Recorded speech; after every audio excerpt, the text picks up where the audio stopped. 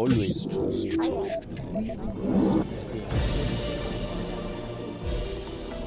For more than 15 years, the Nigerian armed forces have been engaged in a battle against Boko Haram and other armed groups, including the West African branch of ISIL. The conflict has left a devastating toll, with more than 15 million people affected by insurgency and counterinsurgency, including hundreds of thousands killed and millions forced from their homes. Despite government claims these groups have been technically defeated, their ability to regroup and launch attacks remains a grim reality.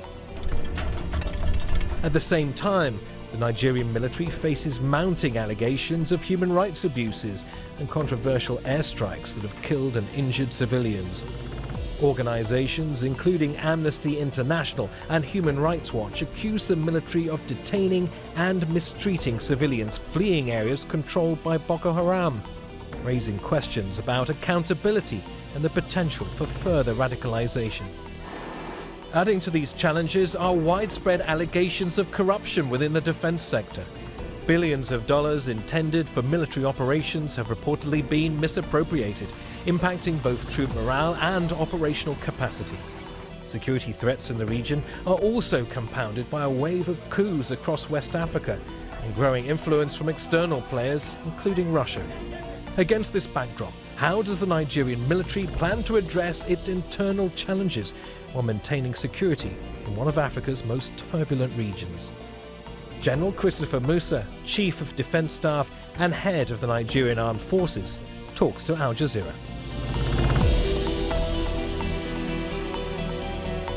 General Christopher Musa, welcome to Talk to Al Jazeera, and welcome also to Doha. The Nigerian military has been collectively fighting both Boko Haram and the West African branch of ISIL for collectively now 15 years, in which time something like 15 million people have been affected by the insurgency and by the counter-insurgency. The government has claimed several times that the group has been, quote, technically defeated, yet they continue to operate, yet they continue to regroup.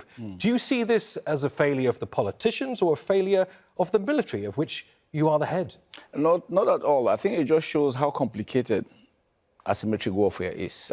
It's not a one-off thing, unlike conventional warfare. So how do you measure success? You measure success when you start getting life back, IDPs returning back to camps, schools are reopening, markets are working, people can work. I think that's success for us.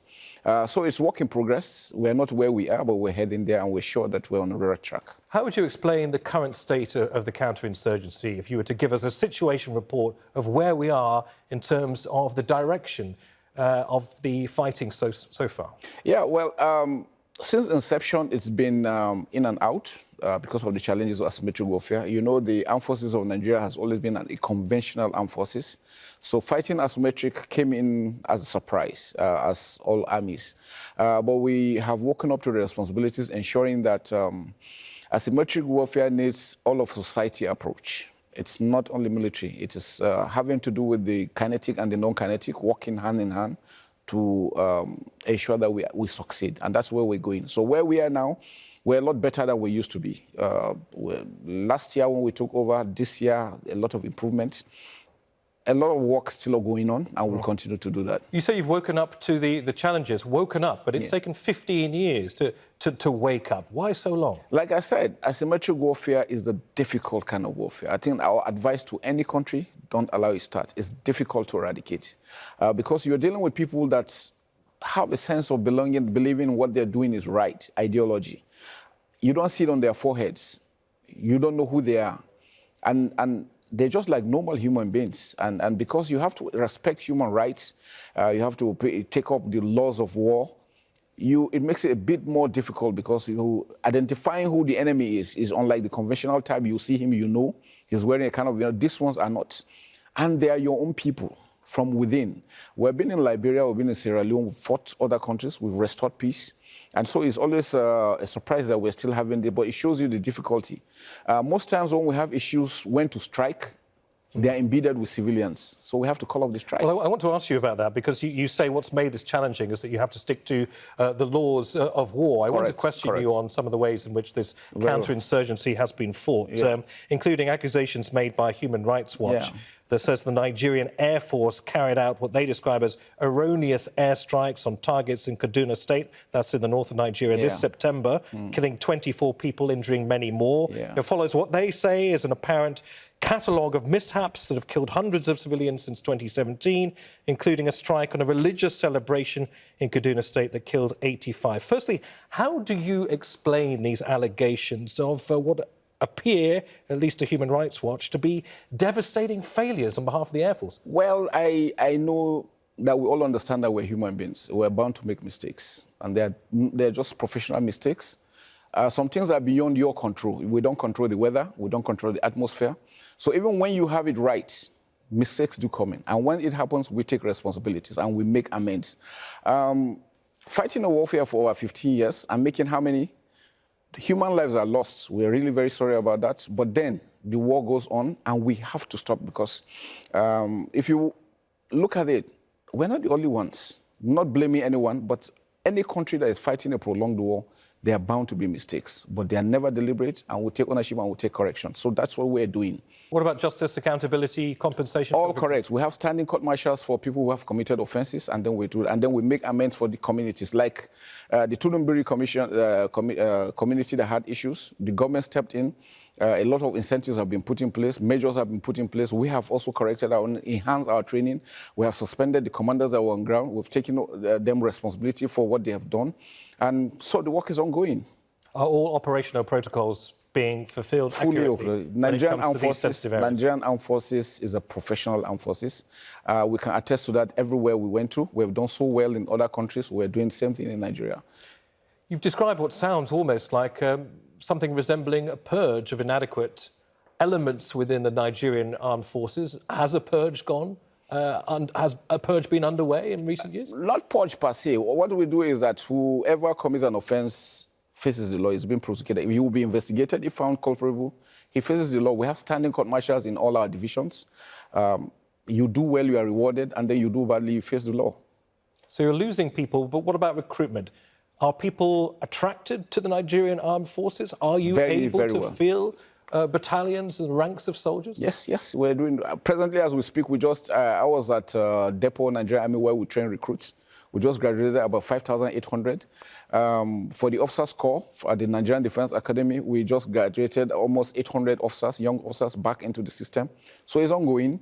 And yearly, we have people going on retirement when it's their time to leave. So the armed forces is working well. We continue. Where we have a lot of challenges is because we don't produce the equipment that we use. And sometimes it's been a bit difficult getting equipment, even when we have the money. We'll talk about procurement in a minute, but I'm curious about something that you said a little bit earlier in our interview, that amongst many of the challenges are the fact that the enemy is embedded within communities. Correct. And they look like us, which leads to all sorts of complications when it comes to successfully mounting this counterinsurgency. Yeah. But according to some sources, abuses have been carried out by the military. Let me draw attention to the long list of allegations that have overshadowed your battle with Boko Haram and ISIL in West Africa. Many of those allegations were raised by Amnesty International that say at least 10,000 people, including children, have died in military detention, many of them innocent civilians who were fleeing Boko Haram, hoping for safety and security in the hands of the military, but instead experienced alleged brutality at the hands of your forces. Did your military abuse Boko Haram survivors? Not at all. It's not in our character. We don't do such. It's not in our DNA to do such a thing. And, you know, I've had this allegation severally. Just a reminder, I was a theatre commander in the Northeast. I left there January 2023. There was this allegation by Reuters that on abortions. Initially, they said 13,000. Later on, they said 10,000. And I requested, then the Chief of Defense Staff, General Irabo, I requested that we invite Human Rights Committee to set up an independent investigating committee to investigate that allegation, because we're tired of these allegations. I mean, they come in, and the funny thing is that they always come in when we are succeeding. So the question is, why? What is the intent? So he got to human rights. An investigative team was commissioned. I testified, so many other officers. They were given unfettered freedom to go around. They investigated for 1 year, 6 months. I think just last month, they released the report. And guess what? Nothing of such, because we told them that whatever allegation anybody is saying about abortion, it's not us. Maybe it's another country they're thinking about, not Nigeria.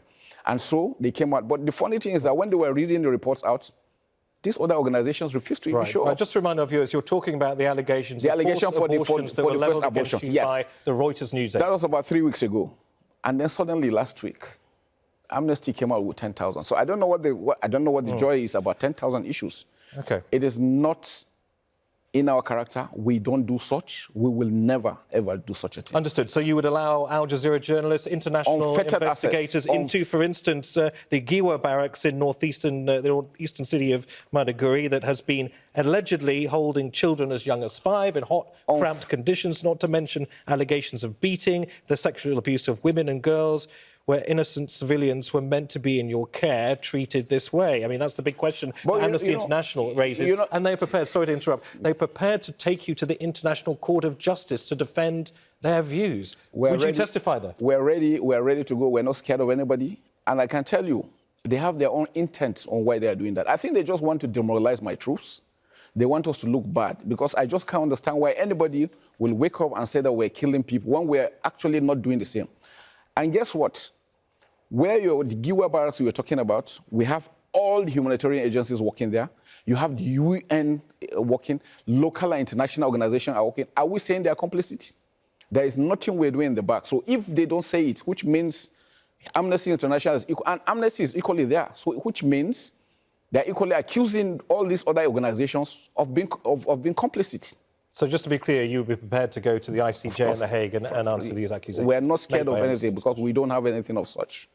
I want to address allegations also of corruption in the defence sector, because Transparency International says corruption has resulted in the wasting of billions of dollars worth of public funds through corrupt defence procurement. You said yourself, procurement's an issue for the Nigerian military. Is the Nigerian armed forces corrupt? We are not. We're just a few good guys trying to do some job, but seems some people are just hell-bent on making sure that we don't succeed. We don't produce the equipment we need. It takes two to tangle. So if they're saying there's corruption, which means those producing the equipment are equally corrupt, because it takes somebody to give and somebody to collect. So which means those ones having these weapons are equally guilty. We don't do such. We have a procurement procedure which is being followed.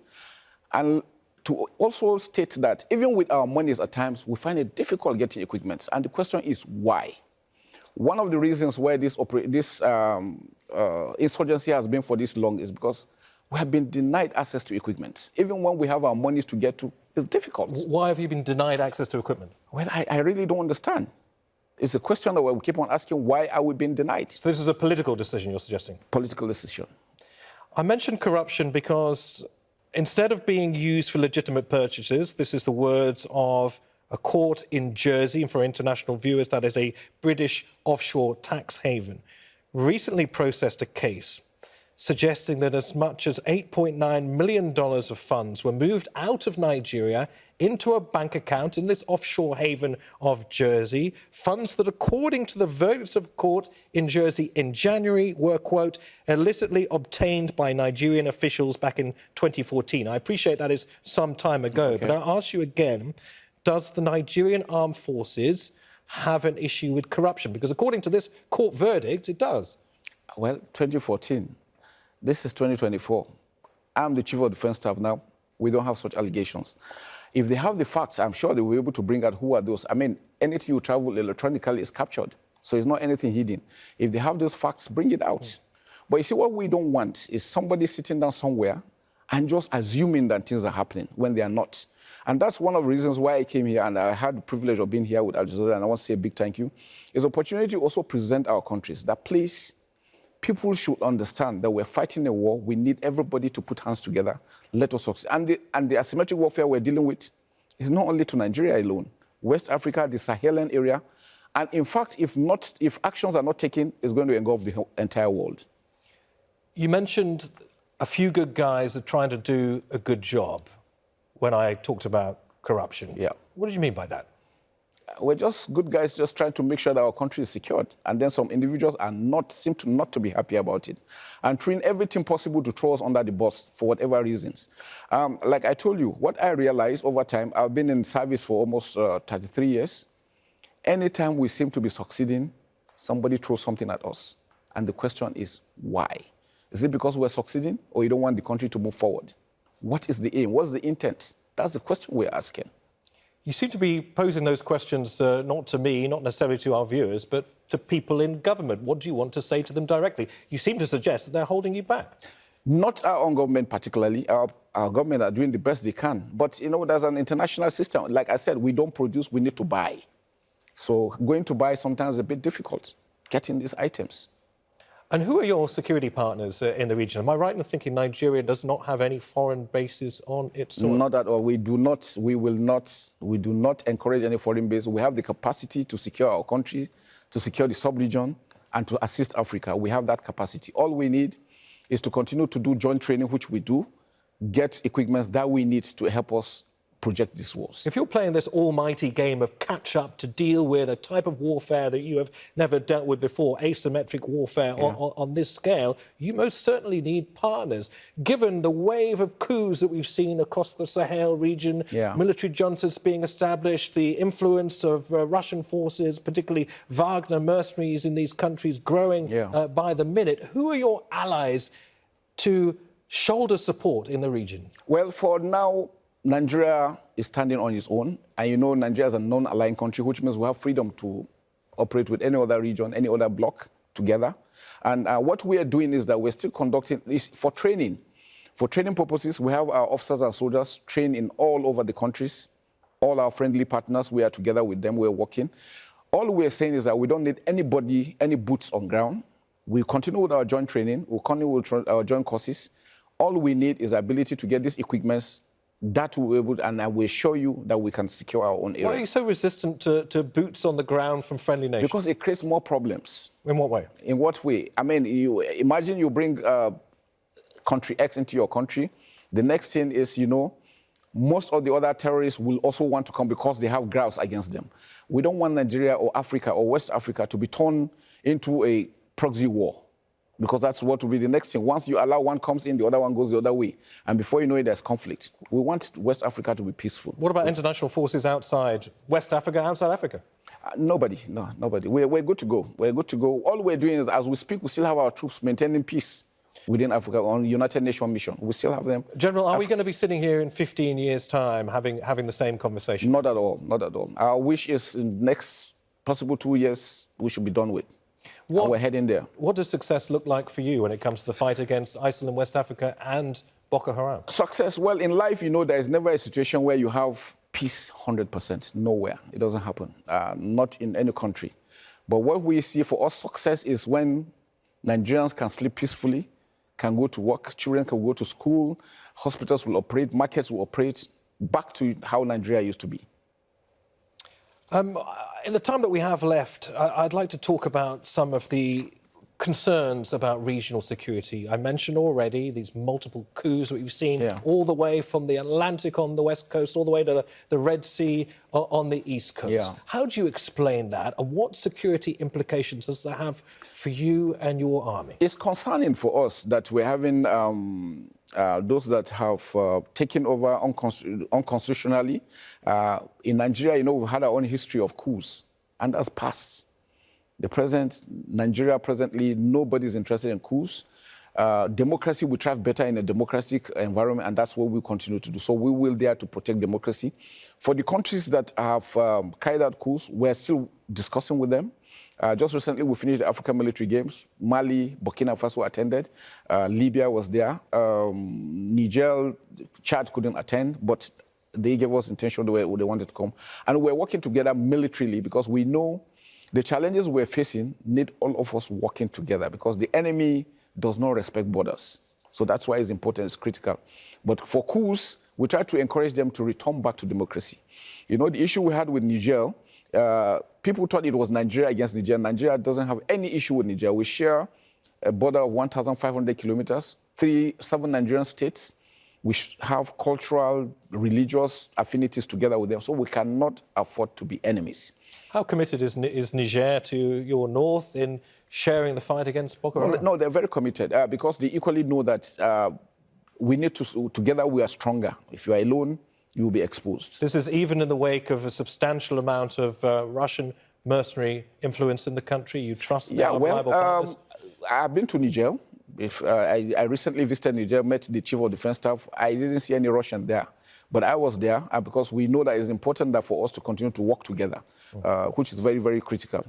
But like I tell you, we will not allow any nation to have a base in Nigeria. I suppose if economic and political unity in any way starts to dissolve in West Africa, it creates all sorts of security and military concerns as well. Given that many of these nations that we've talked about that have experienced these coups have now left the regional bloc ECOWAS, the Economic Community of West African States, what does that mean for military cooperation in West Africa, given that there isn't that safety net, that framework of ECOWAS? Yeah, like I said, they all know and they understand that even if they are pulling out from the multinational joint task force, they still need to have the bilateral agreements between them and Nigeria.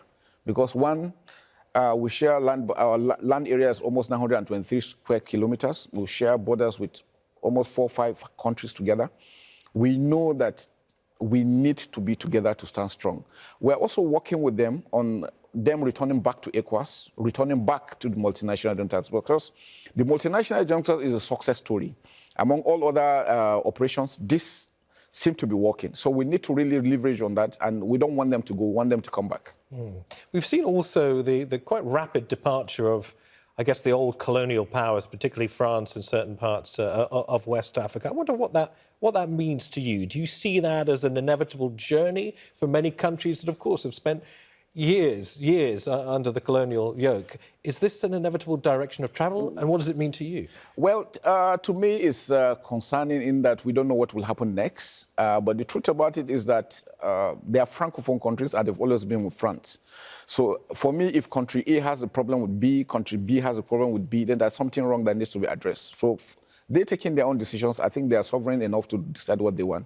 But for Nigeria, we remain strong, we remain committed to ensuring that there's peace in West Africa.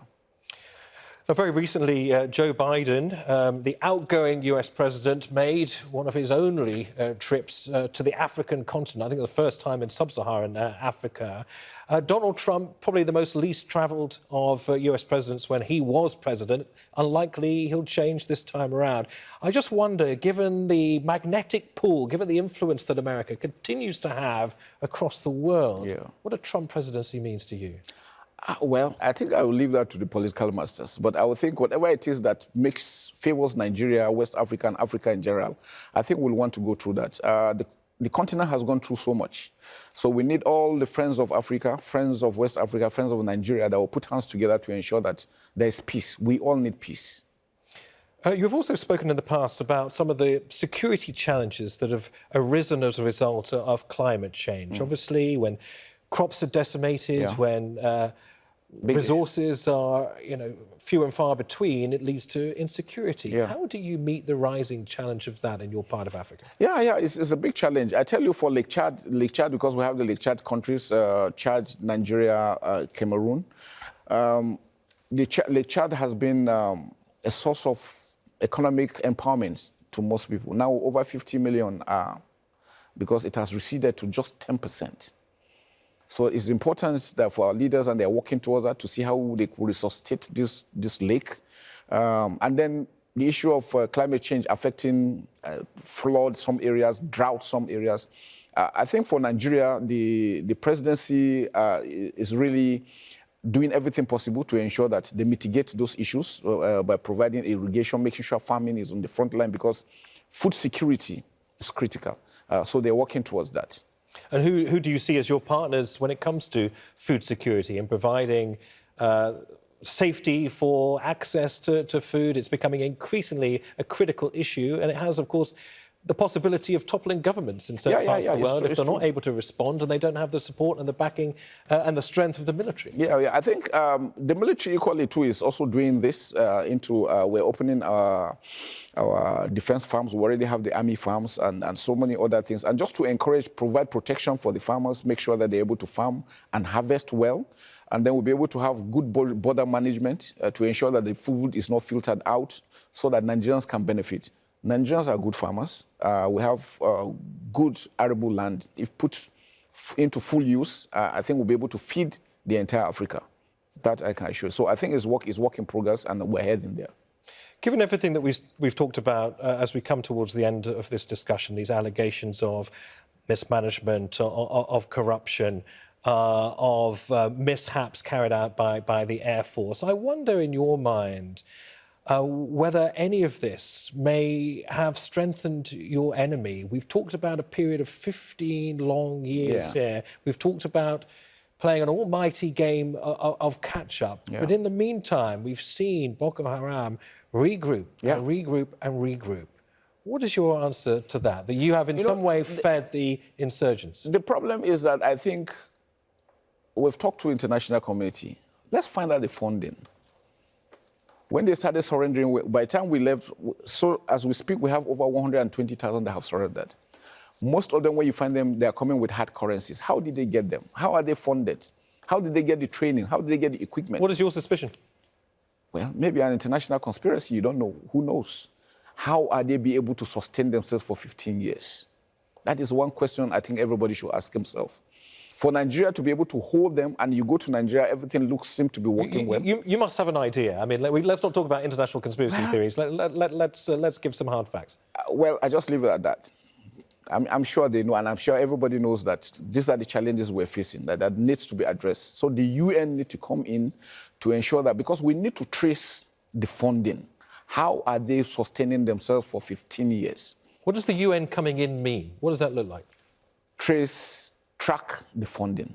It's international flow. We don't have control over that. Whose interest is it to see Nigeria destabilized? Well, I don't know. You don't know. Your guess is as good as mine. All right, well, I'm sure your guess is better than mine. But anyway, we'll leave that there. General Christopher Musa, it's been a pleasure to have you. Thank you very much. Thanks for talking to Al Jazeera. Thank you very much. I'm excited being here. Thank you very much. Thank you for your time. Thank you. Thank you.